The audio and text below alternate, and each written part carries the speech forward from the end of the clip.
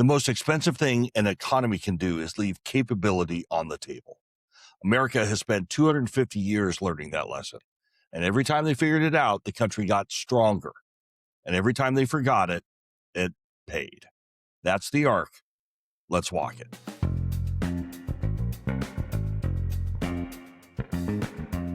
Hey there, senior leader, and welcome to the Talent Sherpa podcast, where senior leaders come to rethink how human capital really works. I'm your host, Jackson Lynch, and this episode drops right before the 4th of July in 2026, the 250th anniversary of the United States of America, and I want to use this time well.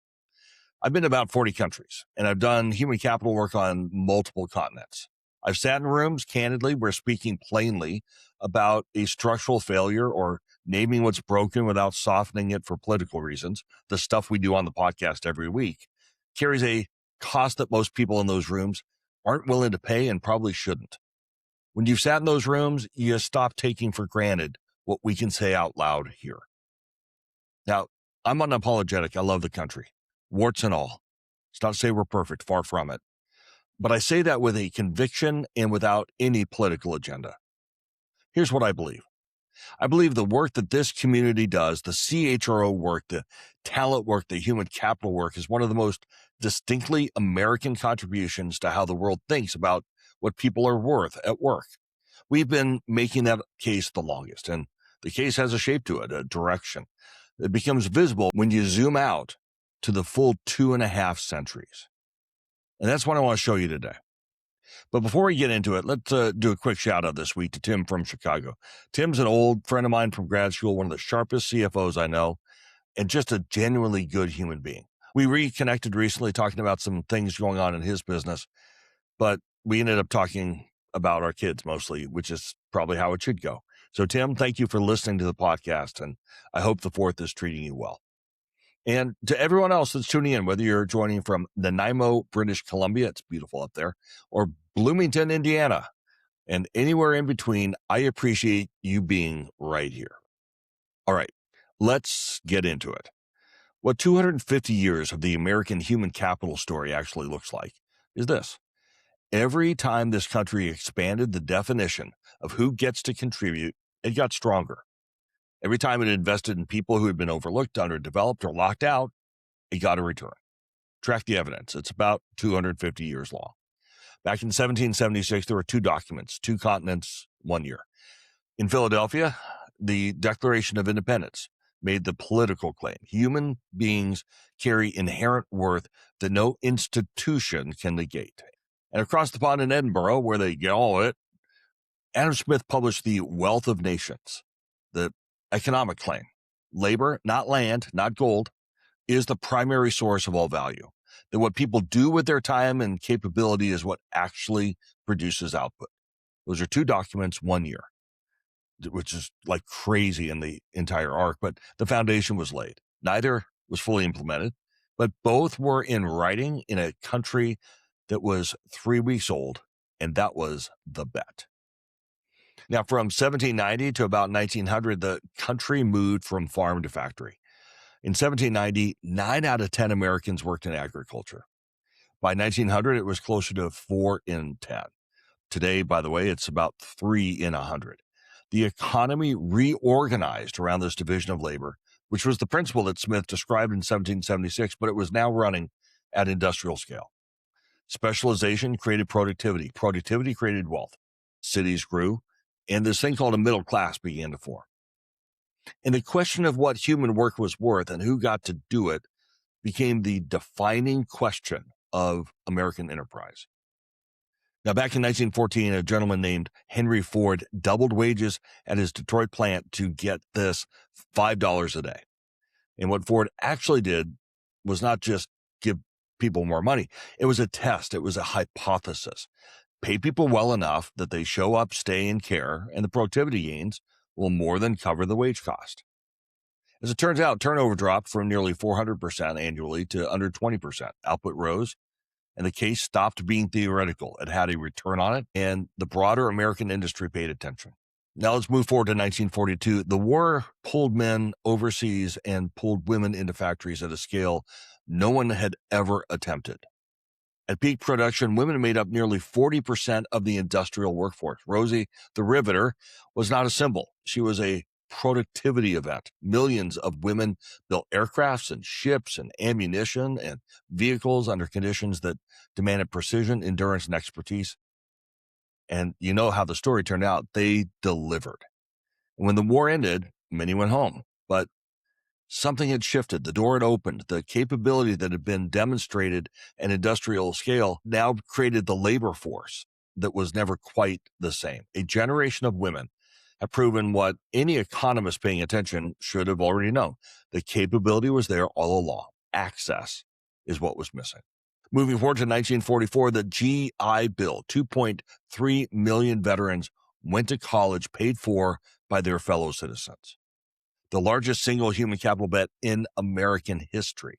And the return proved out across at least 2 generations of engineers and doctors and teachers and executives. That's what all these veterans became, the greatest generation. The compounding was visible and lasting. And if you want to understand the American middle class in the second half of the 20th century, there's only one place to start. That's the GI Bill. Then in 1954, a man called Peter Drucker named something the economy had been building towards without fully understanding it. In his book, The Practice of Management, Drucker argued that workers are assets, not liabilities. If you ever wondered where people are our most important asset that came from, that's it, 1954. He argued that people inside an organization carry knowledge, judgment, and capability that compounds when developed and atrophies when ignored. He called the people doing the judgment-intensive work knowledge workers for the first time and said their productivity was the central management challenge of the coming century. And on a more relevant note for us, the CHRO function is a direct descendant of that argument. Drucker put it in writing in 1954 and used the words together the first time in written history, human resources. The function eventually got a voice in the debate to pursue the argument. And in the second half of the 20th century, the workforce expanded. People who had been systematically excluded from full participation in the American economy began to gain access to education, to advancement, to the seats at the table where decisions about enterprise direction were made. The process was slow, it was contested, and it remains unfinished. But here's what is not contested. Every expansion of the talent pool produced output gains. And when you add capable people to the production function, the function grows. When you develop people who were previously underdeveloped, you get a sizable return on that investment. And when you put someone in a role they are actually built for and give them the runway to perform, the organization becomes stronger than it was before. The American workforce has become more diverse across the latter half of the 20th century. The American economy has also become the most productive, the most innovative, the most admired in the world. Those two facts, in my view, are related. And the most expensive thing an economy can do is leave capability on the table. And America stopped leaving as much of it there, and it got stronger. But the work's not done. The direction, however, is really clear, and the evidence is long. Moving forward to 1994, there was this thing called the internet, which my late father once called a fad. It became public infrastructure. He really did. Within a decade, it reorganized the economy around knowledge rather than physical labor. What you could know, create, and connect mattered more than what you could lift or assemble. The knowledge worker that Drucker named 40 years earlier had found the medium built just for them. The human capital case never had a larger stage. And moving forward to this moment, this thing called AI, which you may have heard of, and I don't think it's fad either, it's forcing every organization to answer the same question that this country has been wrestling with for 250 years. Are the people doing the work worth investing in, or are they inputs to be managed around until something cheaper arrives? The answer is being built right now inside organizations around the world, often without being named explicitly, and it will determine what those organizations become. Why do I believe that? Because it always has. Almost 100 countries listen to this podcast, and that tells you the case traveled. The CHRO function ascending into the C-suite with a voice in the strategy and a mandate from the board. It was built right here in America. The model, it's spreading across industries in Europe and Asia and Australia and emerging markets because the evidence for it is impossible to dismiss. You have some really interesting places like Singapore who built a national workforce development program around the GI Bill principle. Germany runs an apprenticeship infrastructure that produces manufacturing excellence we study and admire. They took the American evidence very seriously. In some cases, they are executing it with way more discipline than we applied to it at home. And that's a different kind of tribute to where the idea came from. Now, I will acknowledge the arc's not clean. This case has had to be won in every generation. And in every generation, work was left undone. That's not a weakness. That's actually the nature of any idea that's worth fighting for. 2.5 centuries in, the direction is visible and the world can see it. So every generation in this story got a version of the same moment, the same case to make in the language of their era against the resistance of their era. A door to open, a bet to place, a return to prove. And every time enough people stood up and they made it. Every time the arc moved forward. In 2026, that moment belongs to this community. AI is the new pressure point. The same question, new form.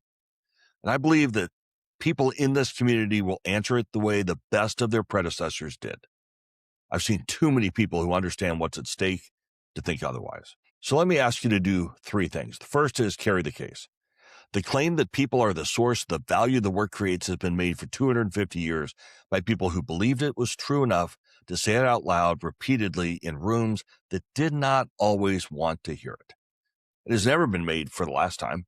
Make it in your boardroom. Make it in your budget conversation, your talent review, your succession plan, your talent density work. Every place it could be made and is not, the direction reverses. Second is make the bet without an apology. Ford did not hedge the $5 day. The American citizens did not hedge the GI Bill.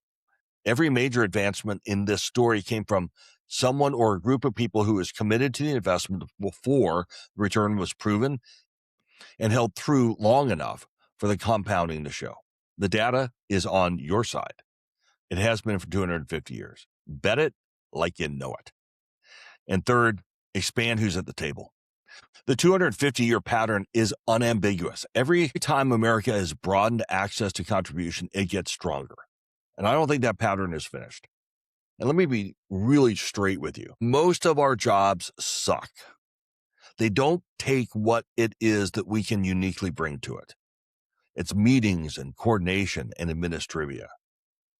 Like the organizations that learn to develop human capability in this new era, in people who have historically been underdeveloped, like that's going to be amazing. These companies that find talent where others have stopped looking, and the companies that build environments where more people can actually perform at their God-given ceiling, these organizations are going to compound, and I believe that because they always have. The next expansion is yours to make. Act like it. So 250 years from Philadelphia in 1776 to a factory floor in Detroit to a campus in 1944 to a workforce that finally began to look like the country it was serving to a knowledge economy to the AI question our generation is answering right now. I think it's a reasonable use of a long weekend, I think. And if there's one thing I want you to carry out of this episode, it's this. The human capital case has never been fully won, which means the people in this community are not the conclusion of the story. They're just the current chapter of it. And I think how they write it, how we write it, matters.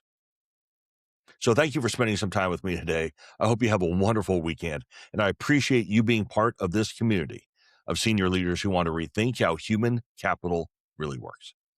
And a quick word from the team that is making this show possible. Propulsion AI is workforce intelligence for private equity. They have AI teammates that surface workforce risk before close and help leadership teams drive execution afterwards. They translate strategy into individual accountability. They coach managers to define roles by outcomes, and they give every employee a clear line of sight as to what actually matters, whether they are human or agentic. Learn more at getpropulsion.ai.